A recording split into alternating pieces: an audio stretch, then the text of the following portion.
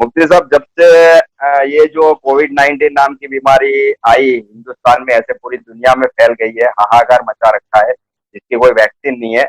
लेकिन जब हमारे हिंदुस्तान में आई और सरकार ने प्रिकॉशन के तौर पे, सलामती के तौर पर कहा कि भाई इसके अंदर गैदरिंग बंद कर दिया जाए, लोगों की जो भीड़ है बंद कर दी जाए, तो सलामती के रूप से मस्जिद, मंदिर, सारी चीजें बंद कर दी गई। अब जो नास्तिक लोग थे, जिनको आप एक्सपोज भी कर रहे हो आपके वीडियो में पिछले काफी दिनों से, वो एक्टिव हो गए और उन्होंने कहा कि मतलब इस तरीके की पोस्टें डालने लगे कि देखो वेटिकन भी बंद है, काबातुल्लाह भी बंद है और सिद्धि विनायक मंदिर भी बंद है, सिर्फ खुले हैं तो इंसानों के बने हुए अस्पताल खुले हैं।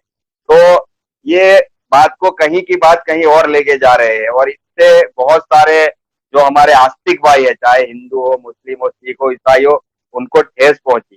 तो बहुत सारे लोगों ने मुझे राब्ता किया कि मुफ्ती साहब से इस सवाल के ऊपर जवाब लिया जाए, क्योंकि आप एक इस्लामिक स्कॉलर भी हो और हमारे से अच्छा आप नॉलेज भी रखते हो इस्लाम का और साइंस टेक्नोलॉजी का भी। तो इस पर आपका पॉइंट ऑफ व्यू क्या है? देखिए, ऐसा है कि वेटिकन और सिद्धि विनायक मंदिर के बारे में तो वही लोग बताएंगे जो वहां जाते होंगे। लेकिन काबे के ताल्लुक से हम बहरहाल बता सकते हैं। लोगों को ये समझना जरूरी है कि मुसलमान काबे की इबादत नहीं करते। अगर काबे की इबादत करते होते तो काबा बंद हो चुका। हम अल्लाह की इबादत करते हैं और अलियास बिल्ला ये कहना कि अल्लाह ताला छुट्टी पे चला गया, वो बंद हो गया, ये कहना दुरुस्त नहीं है। अल्लाह का जो काम है इस कायनात को चलाना, वो कायनात आज भी चल रही है और उसी तरीके से चल रही है। कायनात का जो निजाम है वो डिस्टर्ब नहीं हुआ है। हाँ, हमारी लाइफ डिस्टर्ब हुई है। तो काबा एक मस्जिद है, जैसे कि दुनिया में बहुत सारी मसाजिद है, लेकिन सबसे अहम मस्जिद है। यही फर्क है काबे में और दूसरी मस्जिदों में।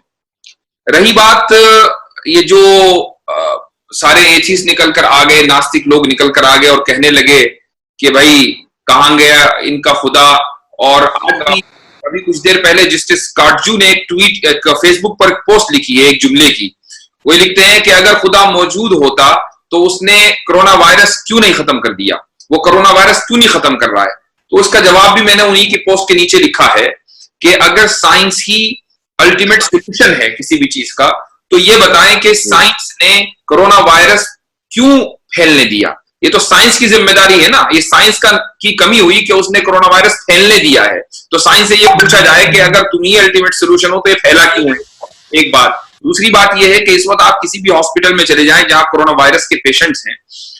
मेरी आज ही मेरे एक अमेरिका में डॉक्टर हैं, दोस्त हैं, उनसे बात हो रही थी। उनके तहत बहुत सारे कोरोना वायरस के पेशेंट्स हैं। वो अजीब बात ये बताने लगे कि बहुत से ऐसे पेशेंट्स हैं जो 30 साल की उम्र के हैं, 40 साल की उम्र के हैं, लेकिन वो सर्वाइव नहीं कर पाए, उनका इंतकाल हो गया, उनकी डेथ हो गई कोरोना वायरस। उसके अलावा उन्हीं के अंडर में कुछ पेशेंट्स ऐसे हैं जो 70 प्लस हैं, 80 ईयर्स के हैं, 90 ईयर्स के हैं, वो अभी भी कोरोना वायरस के बावजूद वो जिंदा है, बल्कि रिकवर हो रहे हैं। तो ये कौन सी साइंस है? मैंने उससे पूछा कि क्या वजह है। वो कहने लगे कि भाई हर एक की बॉडी अलग है। जो 30-35 साल के लोग हैं उनकी बॉडी ने रिस्पॉन्स नहीं किया, हमने दवाई दी, और जो 80-90 साल के लोग हैं उनकी बॉडी रिस्पॉन्स कर रही है। तो अब सवाल ये है कि ये कौन सी साइंस है कि जो एक की बॉडी को तो रिस्पॉन्सिव बना देती है, दूसरी की बॉडी को रिस्पॉन्सिव नहीं बनाती। ये अल्लाह ताला की मर्जी है कि एक का वक्त आ गया तो उसकी बॉडी ने रिस्पॉन्स करना बंद कर दिया, दूसरे का वक्त नहीं आया, वो 90 साल का हो गया लेकिन उसकी बॉडी रिस्पॉन्स कर रही है। तो ऐसे लोग, उन लोगों को ये समझना चाहिए कि ये जो दुनिया है, ये कायनात पूरी की पूरी ये कॉज एंड इफेक्ट के सिस्टम को फॉलो करती है कि अगर एक कॉज होगा तो उसके बाद उसका इफेक्ट होगा। तो जाहिर है कि ये बीमारी जो बनाई गई है या बन गई है, whatever the reason is, ये बीमारी पूरी दुनिया के अंदर फैल रही है। तो जिसको बीमारी लगेगी वो बीमार होगा, वो हॉस्पिटल जाएगा। और बीमारी फैलने का एक बहुत स्ट्रॉन्ग जरिया ये है कि एक दूसरे से लोग मिले, सोशल डिस्टेंसिंग ना हो, ये बीमारी फैलने का जरिया है। इसलिए काबे को फिलहाल बंद कर दिया गया और भी जो बहुत सी मसाजिद है दुनिया भर की, वहां ये मसाजिद बंद कर दी गई। और ये मस्जिदों का बंद करना या काबे में नमाज ना होना, मस्जिद नबवी में नमाज ना होना, ये भी दरअसल इस्लाम ही की तालीम है। ऐसा नहीं कि हम इस्लाम से के खिलाफ जाकर कोई काम कर रहे हैं, ये भी इस्लाम ही की तालीम है।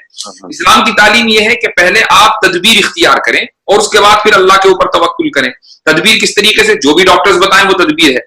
तो डॉक्टर्स ने बताया कि सोशल डिस्टेंसिंग करना है, तो तदबीर इख्तियार करो और उसके बाद फिर अल्लाह ताला से दुआ मांगो कि अल्लाह ताला आपको उस कोरोना वायरस से इन्फेक्ट ना करे। उसकी एक दलील है, और वो दलील ये है कि नबी करीम सल्लल्लाहु अलैहि वसल्लम के दौर में एक शख्स आया आप सल्लल्लाहु अलैहि वसल्लम के पास, और उसने वो ऊंट पर सवार होकर आया और उसने बाहर अपना ऊंट खुला छोड़ दिया। तो आप अलैहिस्सलातु वस्सलाम ने उससे दरियाफ्त किया कि तुमने ऊंट क्यों खुला छोड़ा है? तो वो कहने लगा कि मैंने इसलिए छोड़ दिया कि चूंकि मैं अल्लाह के ऊपर तवक्कुल करता हूं और अल्लाह ताला मेरे ऊंट की हिफाजत करेगा।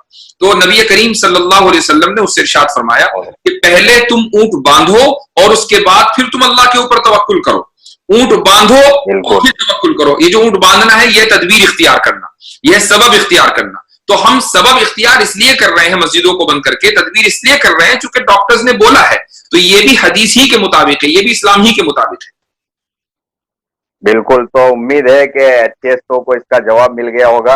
और जो वायरस है बिल्कुल ऐसी अदना मखलूक ने अशरफुल मखलूकात को परेशान कर रखा है। तो ये भी एक बहुत बड़ी अल्लाह की